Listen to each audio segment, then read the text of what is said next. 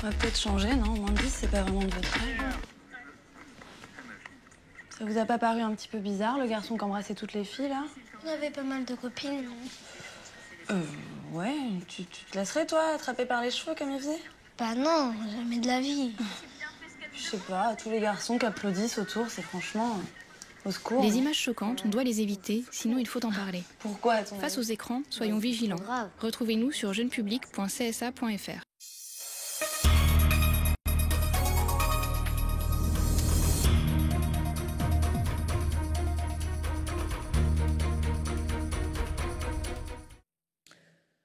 À la une ce soir, 2 spectateurs de la course de côte de moto fauchés cet après-midi au Carbet. C'est le coureur Xavier Bellérofond qui a fait une sortie de route. Le moteur et les 2 spectateurs ont été transférés au CHU de Fort-de-France.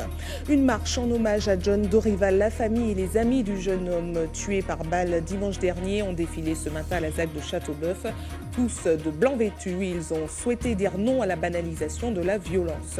De nombreux visiteurs ce matin à Sainte-Marie pour la fête du Rhum. La 35e édition a tenu ses promesses. Un rendez-vous incontournable organisé par la distillerie Saint-James qui se révèle être un véritable tremplin économique. Enfin, 8000 spectateurs pour un grand chanté Noël à Paris. Un concert organisé pour soutenir les étudiants ultramarins. La 4e édition a, comme les précédentes, permis de réchauffer les cœurs. Bonsoir à tous, heureuse de vous retrouver dans cette tranche info que vous pouvez suivre en direct sur Facebook. Je vous le disais, la course de côte ne s'est pas déroulée comme prévu. Cet après-midi, Xavier Bellérofond a fait une sortie de route, fauchant au passage 2 spectateurs. L'accident a eu lieu lors de la 2e montée, chronométrée au niveau de l'EHPAD du Carbet. Au total, 3 blessés. Une femme de 25 ans avec une fracture au tibia, un homme de 25 ans avec une plaie à la tête et Xavier Bellérofond avec une fracture du fémur. Ils ont tous été transférés au CHU de Fort-de-France. Voyez les réactions recueillies par José Lechertier. À la première montée officielle, malheureusement, il y a Xavier Bellérofond qui est parti à la faute. Il a glissé, en fait, sur un virage quand même assez rapide. On connaît quand même la dextérité de Xavier, qui est quand même un grand champion. Ça arrive, vous savez, je suis très bien placé pour savoir que le sport motocycliste est quand même un sport assez dangereux, on le dit, mais avec tous ces risques que ça comporte, on est bien d'accord. Il avait sa combinaison et tout. Maintenant, bon, ça fait partie du jeu, ça fait partie du sport mécanique. Voilà, donc il a été acheminé à l'hôpital. Donc je vais prendre des nouvelles ce soir. Mais bon, pareil, après avis du médecin, on sait qu'il avait un fémur. Voilà, donc j'ai pas plus de renseignements que ça. Voilà. Une marche contre la violence. La famille et les amis de John Dorival, tué par arme à feu dimanche dernier, ont manifesté aujourd'hui pour dire non à la violence. Tous de blanc vêtus. Ils ont défilé dans la ZAC de Châteauboeuf. Guillaume Bacoul était sur place. Regardez.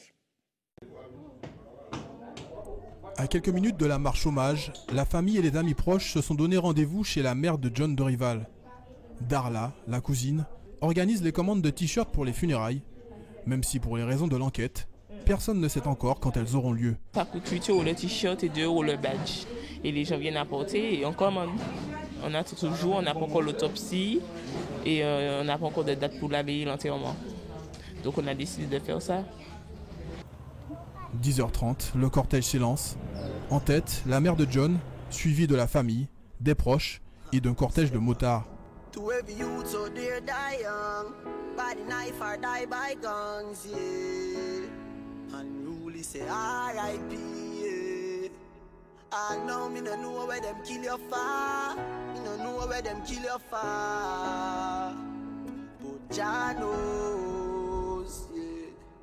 Me no know where them kill your far. I know me no know where them kill your far.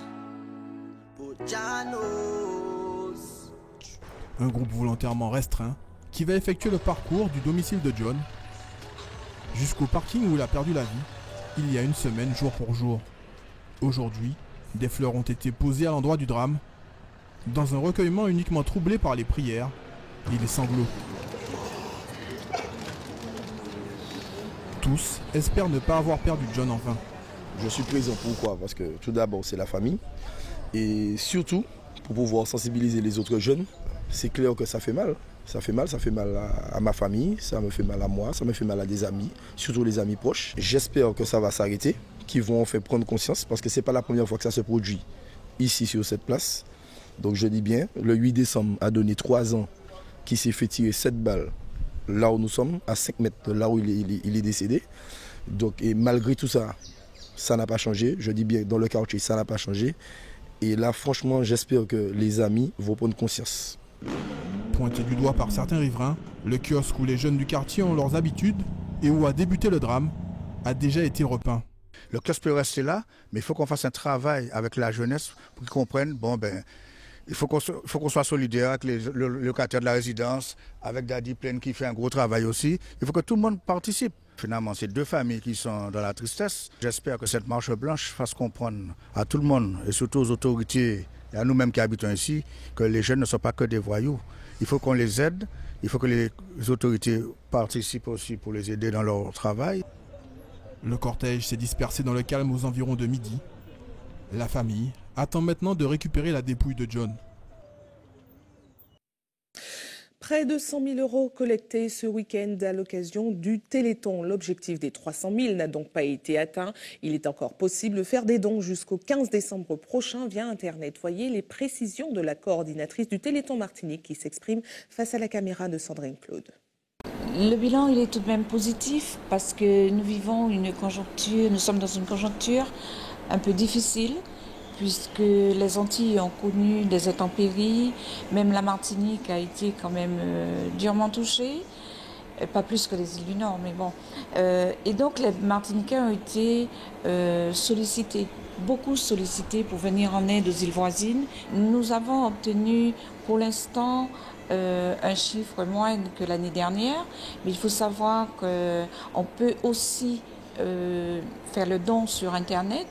À 0 heure hier soir, on était à 92 000 € en dirhams et j'ose espérer que nous atteindrons les 100 000 €. Le sentiment que j'ai, c'est qu'à un moment donné, l'année dernière par exemple, on avait l'impression que les gens posaient beaucoup de questions, on avait l'impression que le Téléthon, ça s'essoufflait un peu. Mais je crois que par les moyens de communication, parce qu'il y a eu beaucoup de communication autour du Téléthon, notamment autour de l'avancée de la recherche, et je crois que nous avons rassuré pas mal de gens.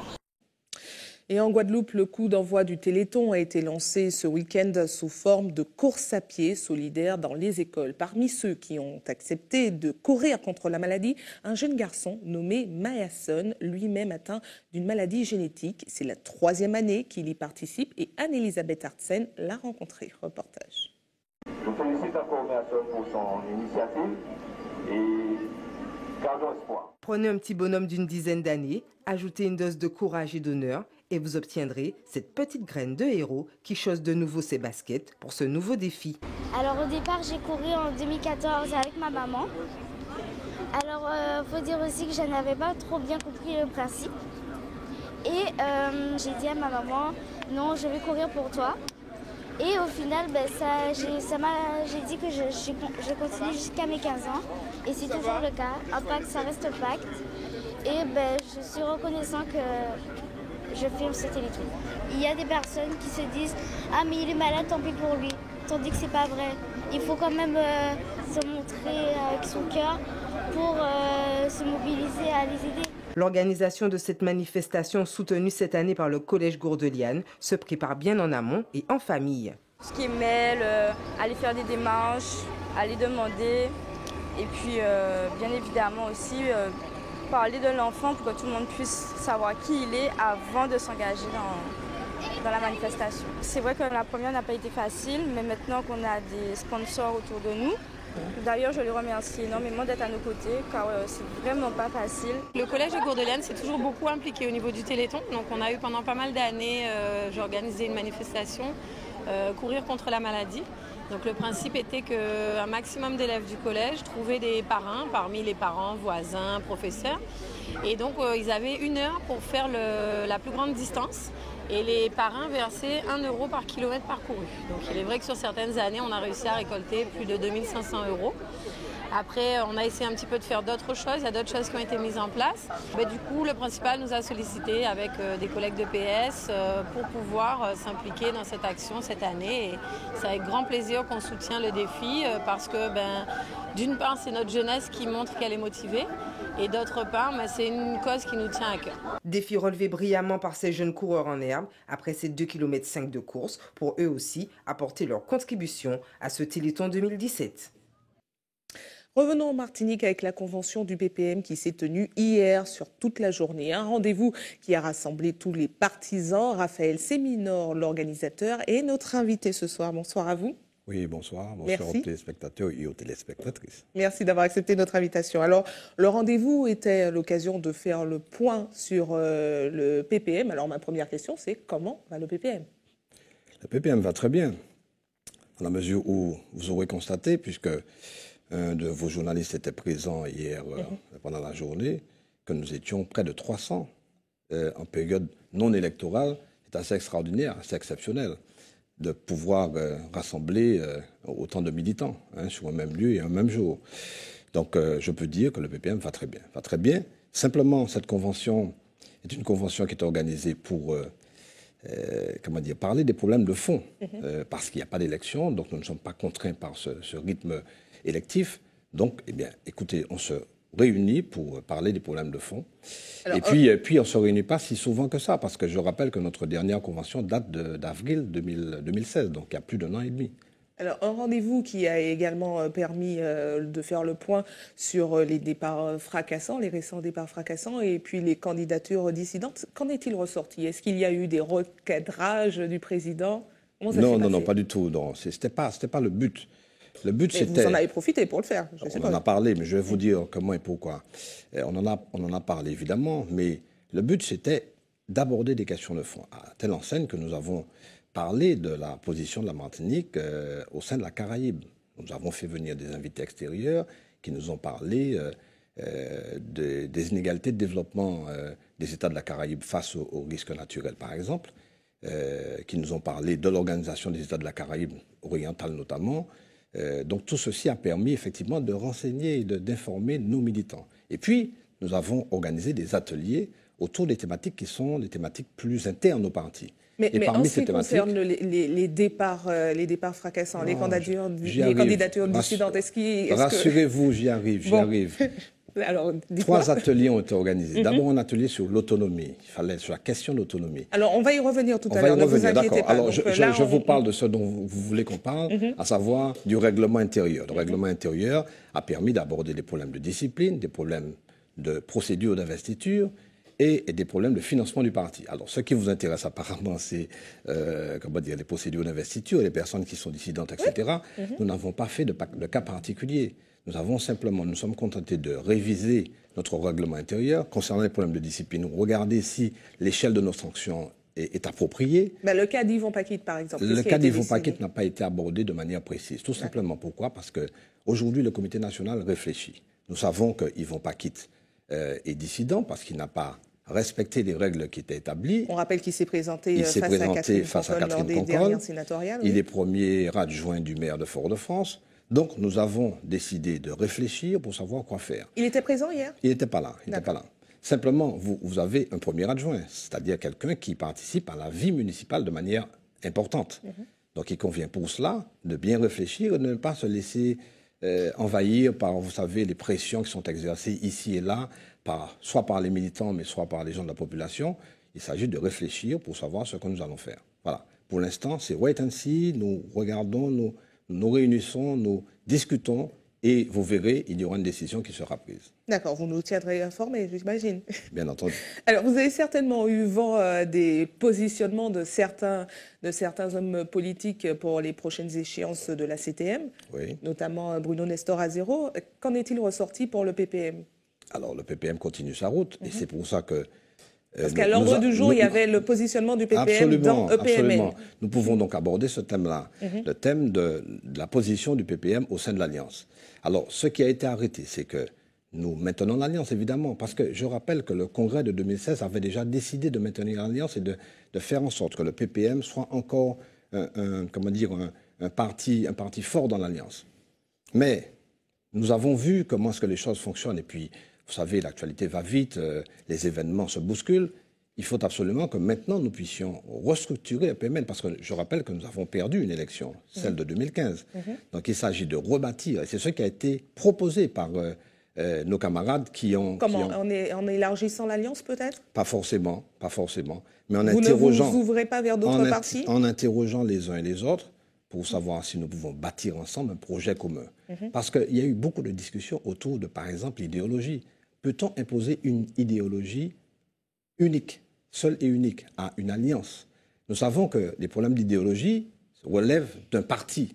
Par exemple, pour le PPM, c'est l'autonomie. Donc ça veut dire que vous êtes prêt à vous ouvrir à d'autres partis ou pas? Nous sommes prêts à nous ouvrir à d'autres partis, bien entendu, à condition que nous puissions bâtir ensemble un projet commun. Parce que nous n'allons pas aller aux élections. L'alliance, c'est une alliance politique, ce n'est pas une alliance de circonstances ou une alliance faite pour les élections. Donc il faut absolument restructurer, faire en sorte que ce projet commun puisse être conçu par l'ensemble des membres qui vont accepter un certain nombre de valeurs, parce qu'il nous faut absolument construire quelque chose à minima pour que nous puissions nous reconnaître et créer le lien, créer le ciment entre les différents partis politiques. Vous avez des partis dans le viseur ou pas?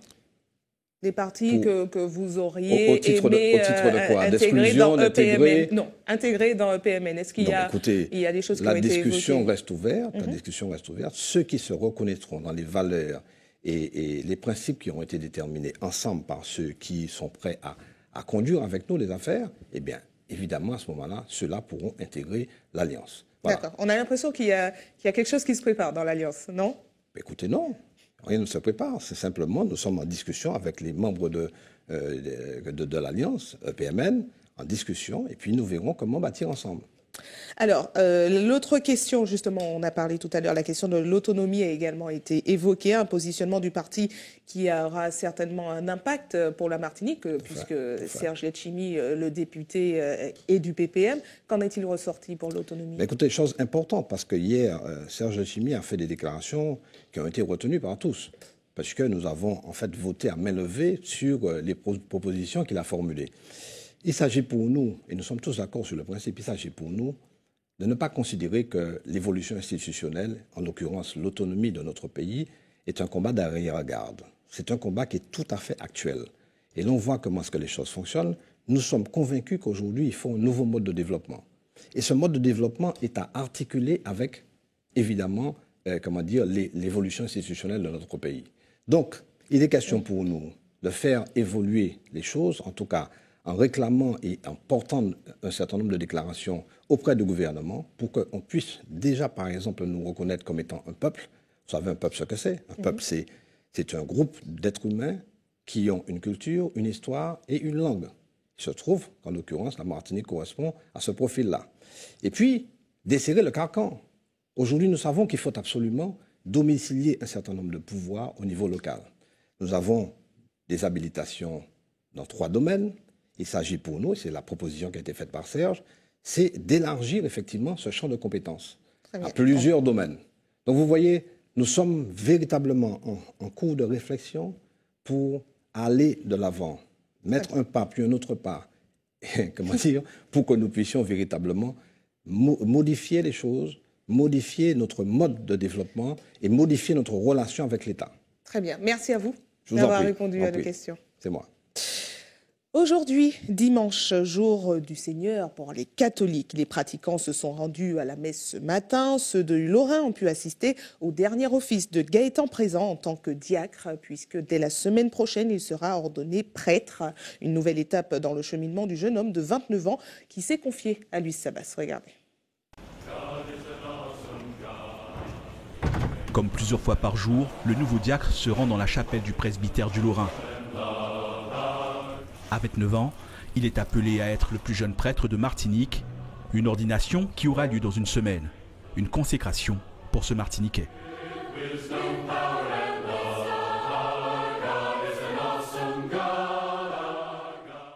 Être prêtre, c'est quand même quelque chose d'énorme, quelque chose d'extraordinaire, humainement parlant. Après, c'est aussi l'aboutissement d'un cycle, puisque j'ai entamé ma formation depuis 7 ans déjà. Donc c'est l'aboutissement et en même temps c'est le nouveau départ, puisque là j'ai toute une vie toute une vie de prêtre qui va durer je ne sais pas combien de temps, mais avec ses joies et ses surprises. Donc voilà, c'est tout ça en même temps, mais une joie, une vraie joie. En attendant ce jour, il continue d'accomplir avec abnégation ses devoirs de diacre du Lorrain et du Marigot. Des fonctions qu'il occupe depuis son retour en Martinique il y a près de 4 mois et après 7 ans d'études, dont 4 de théologie dans l'Hexagone. Une destinée qui semble s'être manifestée chez Gaëtan très jeune et tout au long de son enfance. J'avais 2-3 ans. Quand j'allais à la messe avec mes parents, je me dirige vers le chœur, donc je m'assieds sous l'autel pendant la célébration. Voilà. Ça a duré un certain temps. Et puis, à l'âge de 7 ans, j'ai fait un voyage, un pèlerinage même, avec mes parents en France, dans un sanctuaire marial. Et à la fin de ce pèlerinage, j'ai dit à mes parents, je veux être prêtre. Le Seigneur a toqué à la porte à nouveau à 17 ans. J'ai vu le Père Gibon à l'époque, c'était au Lamentin. Il baptisait des adultes. Je me suis dit, mais comment on sait qu'on est appelé à être prêtre? Comment on sait que c'est ça, la formation, comment ça se passe? Ces questions-là me taraudaient un peu l'esprit jusqu'à ce que j'aille voir un premier prêtre. Il me dit, si tu me dis ça, c'est qu'il y a peut-être quelque chose. Un quelque chose qui, après 2 ans de questionnement, le conduit dans un foyer vocationnel où il connaît le doute quant à la voie empruntée. Mais il a su le surpasser pour embrasser, en connaissance de cause, une vie de simplicité. À l'ordination, on fait une promesse de vie simple, c'est-à-dire de savoir vivre de peu de choses. Depuis que je suis entré au séminaire, je me suis toujours contenté d'une chambre avec un lit, un bureau, une chaise. Et concrètement, on vit de la générosité des fidèles. Donc, depuis que je suis au Lorrain au Marigot, j'expérimente cette générosité parce qu'on a régulièrement des gens qui viennent soit nous donner à manger ou voilà, nous apporter des choses. On vit des dons des fidèles. Le denier de l'église et tout ça, c'est les fidèles qui nous aident à vivre. Ils contribuent à la vie de leur prêtre. Du coup, tant qu'il y aura l'église, les prêtres ne pourront pas mourir de faim, pour autant dire. Le dimanche 17 décembre prochain, à la cathédrale de Fort-de-France, Gaëtan sera ordonné prêtre. Il poursuivra alors son office auprès de la dizaine de milliers de fidèles du Lorrain et du Marigot.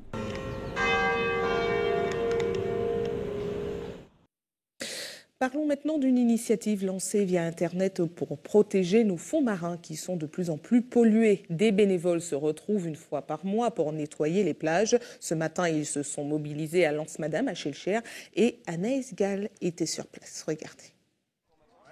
Aujourd'hui, il n'est pas question de se contenter d'observer les poissons. Le petit groupe s'est fixé un objectif, ramasser le plus de déchets possible le long des côtes. Et pour ça, il faut être équipé. Des petits filets pour mettre ce qu'on ramasse. Et puis on a aussi des gants pour éviter de se blesser. On est parti pour une petite heure là, on va commencer ici, on va rester dans les coins là parce que c'est là où il y a le plus de déchets. Après on part vers les rochers là-bas et on fait tout le tour et on revient tranquillement.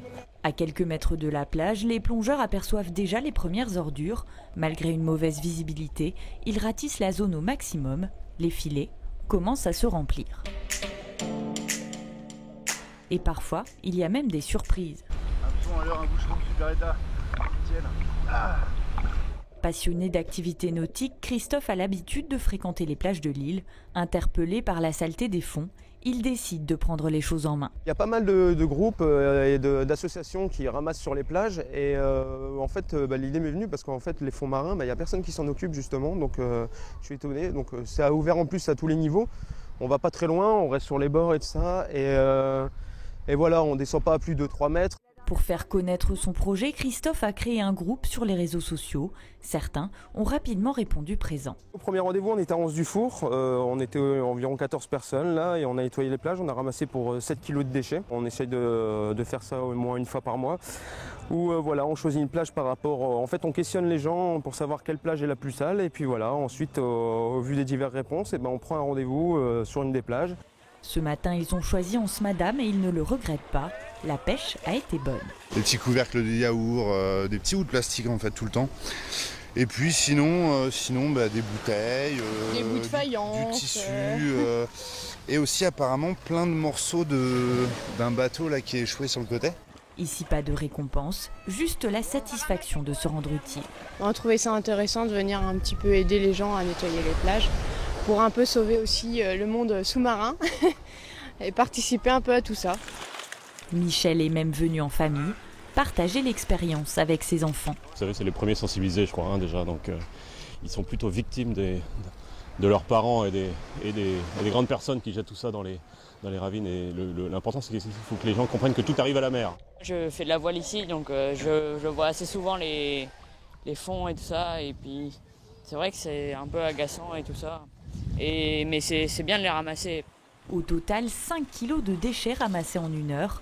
Maintenant, il va falloir trier puis mettre à la poubelle avant de terminer la journée par un pique-nique entre nouveaux amis.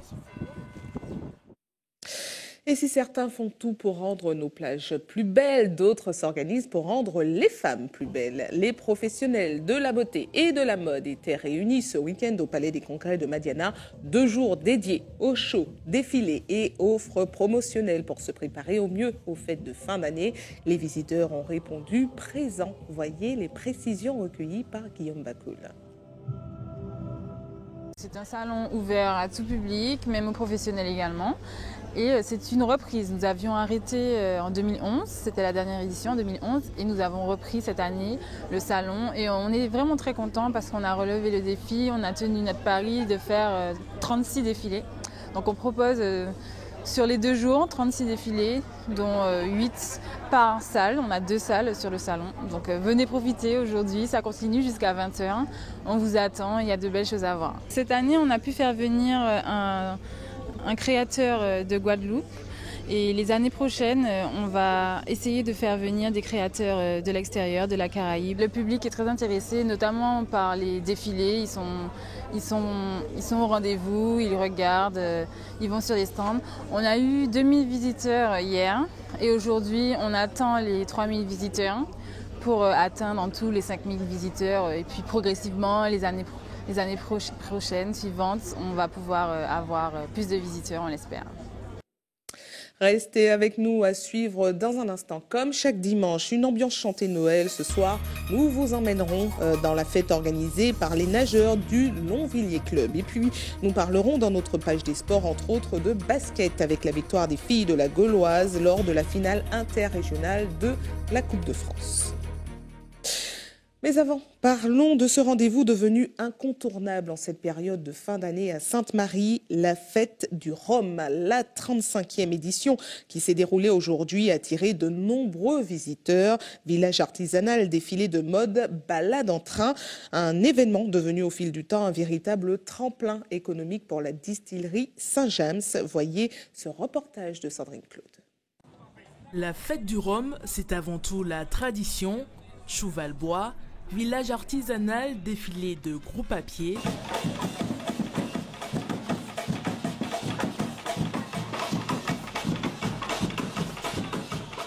Des animations particulièrement appréciées par les visiteurs qui viennent aussi pour d'autres raisons. Pour acheter du rhum avec un meilleur prix, aujourd'hui je l'ai trouvé à 12,50 €, tandis qu'un livre service 17 €. Je viens du Lamentin. Et je suis venu voir l'ambiance qu'il y a à Sainte-Marie. Pour acheter du rhum, on découvre les différents stands et puis on s'approvisionne en rhum pour l'année. Ticket en main, embarquement immédiat à bord du train des plantations. Nous voilà partis pour une balade à travers la campagne samaritaine.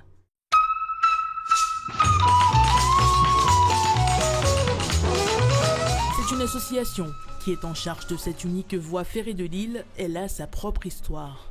Cette association a été créée par Monsieur Laforce qui était ici à Sainte-Marie, qui a eu l'idée de récupérer cette locomotive que vous voyez là d'avant-porte, qui se trouvait dans la rivière suite au cyclone qui s'est passé dans les années 60, et qu'on a remis un moteur diesel dessus. On a posé les voies à la main, tout a été posé à la main, il y a quelques aides de SMA. C'est un plus pour la distillerie Saint-James puisque ça fait partie intégrante des festivités actuellement aujourd'hui. Rien ne semble pouvoir entraver le succès de la fête du rhum. Elle a été initiée en 1982 par des ouvriers soucieux de sauver leur usine, alors que la filière était en pleine crise. Dans une espèce de situation vitale, les ouvriers ont décidé de faire une grande journée porte ouverte pour monter leurs produits, pour montrer leur savoir-faire. Et du coup, bien sûr, énormément de grands chanteurs martiniquais sont venus, comme Bonatti, Émile Tiraoul Duvalier, Siméline Rangon et autres sont venus donner prêter mes forces. Et c'est vrai que depuis ce jour-là, la fête a un thème, il y a un vrai concept à partir de cette fête du rhum. Et c'est vrai que d'année en année, on voit que ça prend de plus en plus d'ampleur. Et c'est devenu quelque chose d'authentique et de populaire. Mais aujourd'hui, c'est devenu touristique. Une 35e édition qui confirme le statut populaire de la fête du rhum. Plusieurs milliers de visiteurs se sont croisés aujourd'hui sur le site de la distillerie. Une fête du rhum qui tombe toujours en pleine période de Noël. Si les punchs à consommer avec modération font partie de la tradition, les chantées de Noël sont également des incontournables, même à Paris. La 4e édition du Noël solidaire s'est tenue hier à la porte de la Villette. Un grand concert pour soutenir les ultramarins venus étudier dans l'Hexagone. Objectif, leur réchauffer le cœur. Reportage de notre correspondant Alvin Corsi.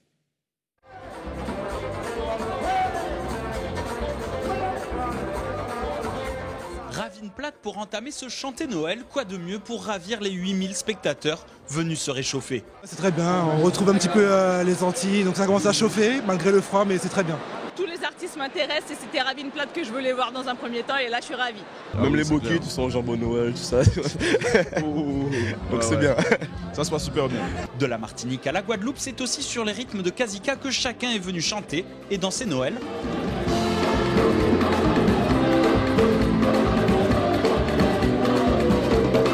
Nous chantons les cantiques et nous apportons des adaptations avec différents rythmes comme ça. Noël, c'est une fête un petit peu universelle, toute la Caraïbe fête Noël. Et pour les derniers frileux, il y a encore d'autres manières de se réchauffer. On sert plein de choses, plein de boissons. Des boissons de chez nous, du champagne, beaucoup de champagne. On sert également du rhum, du rhum vieux, le petit punch que tout le monde connaît, avec du sucre et du citron. Un cocktail réussi qui fait son effet puisque le ton monte au fur et à mesure de la fête.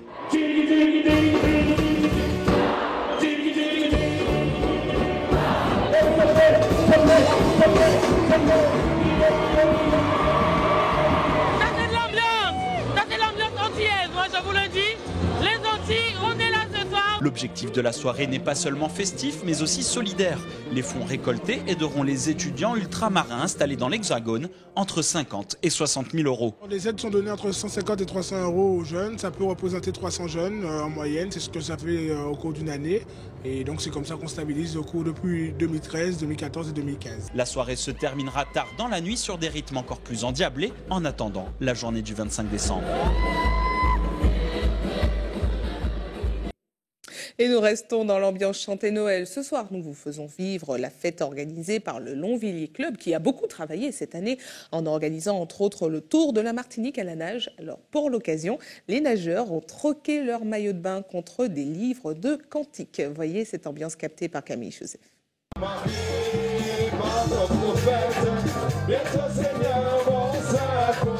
Durant une bonne partie de la soirée, champions confirmés ou en devenir ont troqué leur maillot de bain contre le livre de cantiques. Ils sont près d'une soixantaine de nageurs accompagnés de leurs parents à avoir répondu à l'invitation de leur club. Les participants apportaient à boire et de quoi grignoter. Le club met à disposition le plat traditionnel, c'est-à-dire pois d'Angole, le cochon et les ignames. C'est le menu de Noël que nous partageons et que nous faisons goûter à nos enfants.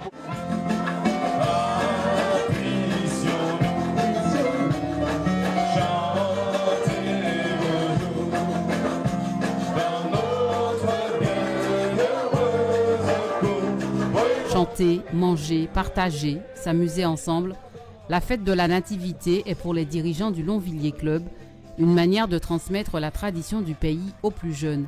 C'est essentiel pour eux qu'ils connaissent ce que nous faisions, pour qu'ils puissent à leur tour, quand ils seront grands,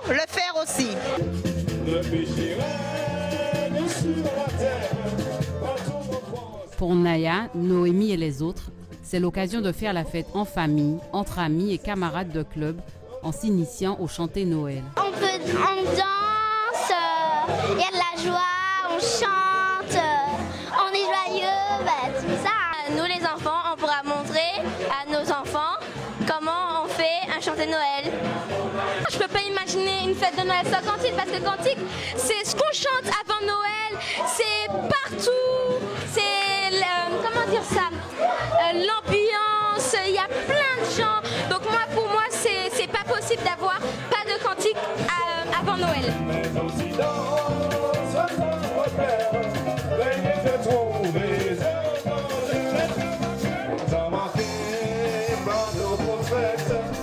Le rendez-vous est d'ores et déjà pris pour la 33e édition du Cantique de la famille Longvilliers. Mais certains ont dû laisser la fête un peu plus tôt que les autres.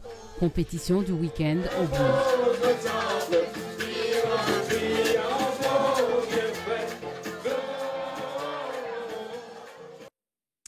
Information pratique avant de passer à notre page des sports, à l'attention de ceux qui souhaitent faire un don de sang demain. Notez qu'une collecte sera organisée de 8h à 13h sur le parking du lycée polyvalent Acajou 2 au Lamentin.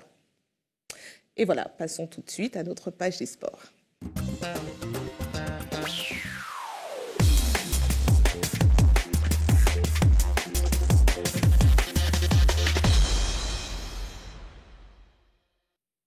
Et nous commençons cette page des sports avec du basket féminin. La sélection de la Gauloise a remporté la finale interrégionale de la Coupe de France.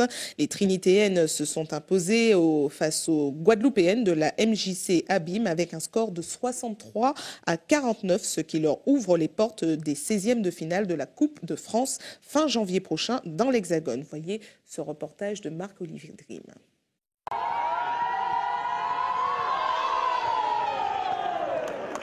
Une finale de basket très disputée au Hall des Sports Cédric Sorendo de Trinité entre la MJC des Abîmes en vert et jaune, très décidée à jouer les troubles fêtes face à la Gauloise de Trinité, poussée par son public. À la fin du deuxième quart-temps, elle mène sous le score de 30 à 26.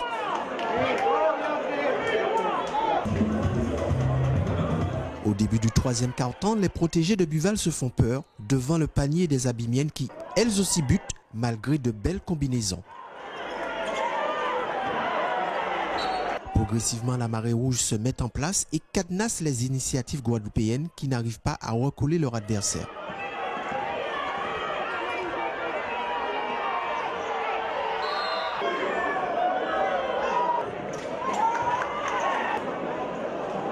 Au dernier quart-temps, la MJC des Abîmes est distancée par les paniers à 3 points de la Gauloise. Score final, 63-49 pour des Trinitéennes qui auront fort à faire à ce stade de la compétition. Nous avons réussi à passer devant avec 6 points et de maintenir et hausser la cadence au niveau du jeu. Et l'intensité et la réussite aussi étaient meilleures, on dirait, au deuxième mi-temps. On a manqué d'agressivité. Elles étaient à plus 4, je crois. Et on n'a pas su revenir. C'est notre faute. Après, on apprend de nos erreurs. La Gauloise se qualifie ainsi pour les 16e de finale de la Coupe de France de basket. Rendez-vous prévu le week-end du 27-28 janvier 2018.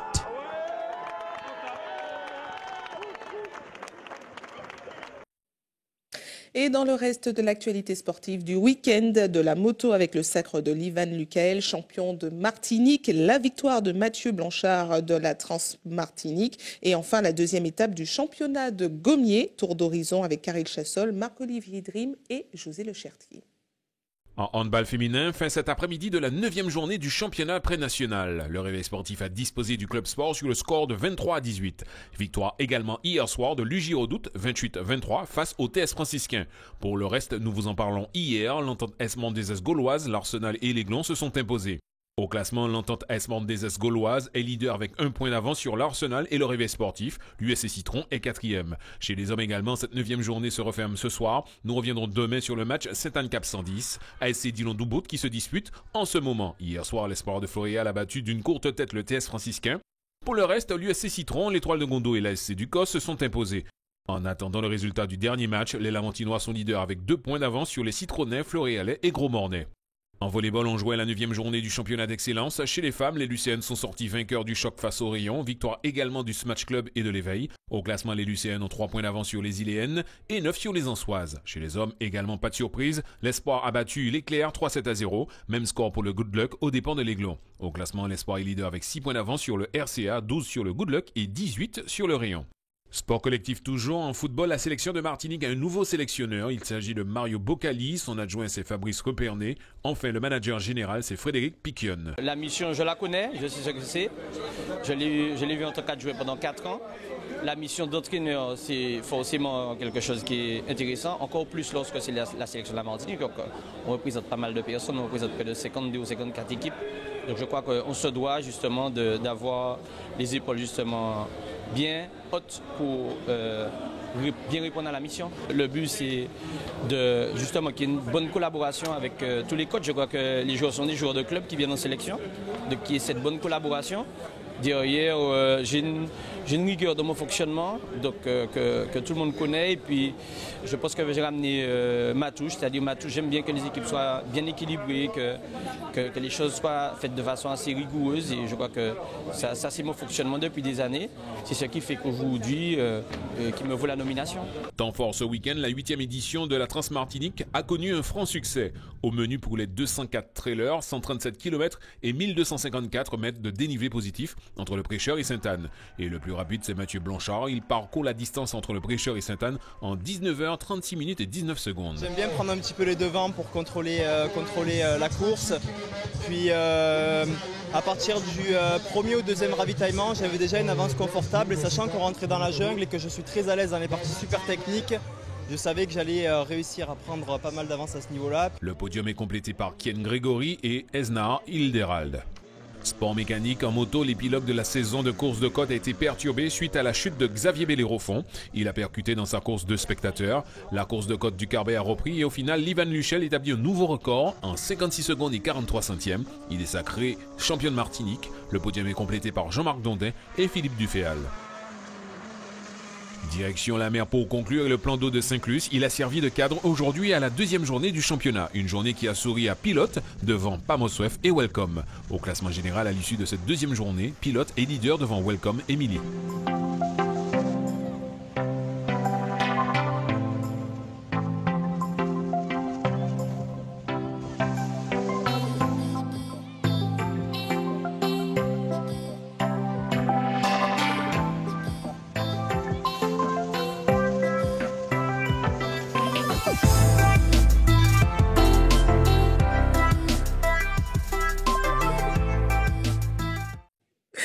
Bon, ben merci à José Le Chertier pour cette dédicace. Et si je n'ai pas l'air très active, c'est parce que j'étais 4e bois dressé et qu'il n'y avait pas beaucoup de vent. Et je précise qu'on est arrivé premier, welcome, parmi les jeunes. Voilà.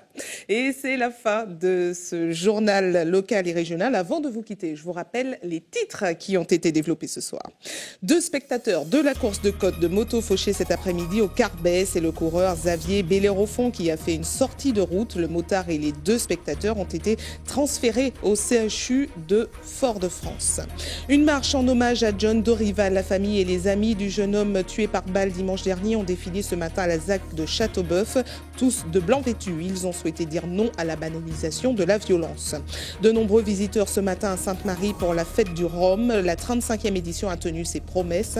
Un rendez-vous incontournable organisé par la distillerie Saint-James qui se révèle être un véritable tremplin économique. Enfin, 8000 spectateurs pour un grand chanté Noël à Paris, un concert organisé pour soutenir les étudiants ultramarins. La 4e édition a, comme les précédentes, permis de réchauffer les cœurs.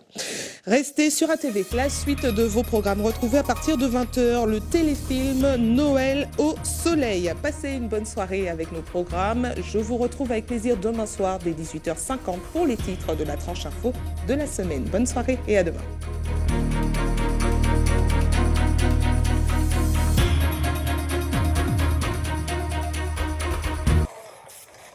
Bon allez, pas chasser.